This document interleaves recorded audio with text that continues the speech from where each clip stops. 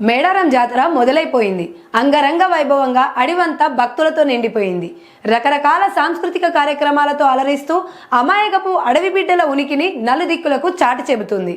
వీర వనితల త్యాగాల గుర్తుగా జరుపుకుంటున్న ఈ వేడుకని వీక్షించుటకు దేశ దేశాల నుండి ప్రజలు వస్తుండగా మేడారం జాతరలో తొలిఘట్టం మొదలైపోయింది. అదేనండి, నిన్న కన్నెపల్లి గ్రామం నుండి వనదేవత సారలమ్మ గద్దెకి బయలుదేరడంతో జాతర ఉత్సవాలు అధికారికంగా ప్రారంభమైపోయాయి.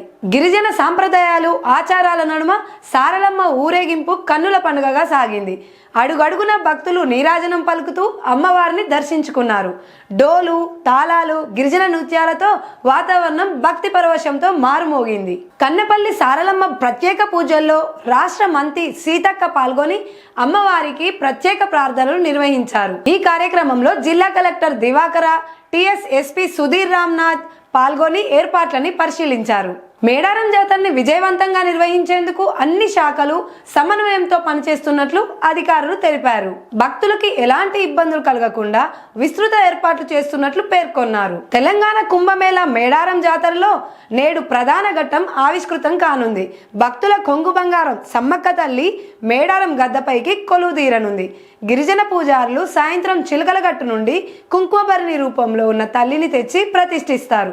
అంటే నిన్న సారలమ్మ, ఈరోజు సమ్మక్క సారలమ్మలు ఇద్దరు గద్దెలపై కొలువు తీరిన తర్వాత ఆ వనదేవతలను దర్శించుకునేందుకు మొక్కులు చెల్లించుకునేందుకు పెద్ద ఎత్తున భక్తులు తరలి వస్తుంటారు. అయితే జాతరలో సమ్మక్క తల్లిని గద్దెలపైకి తీసుకొచ్చే ప్రక్రియ చాలా సవాలుతో కూడిన పని అని చెప్పాలి.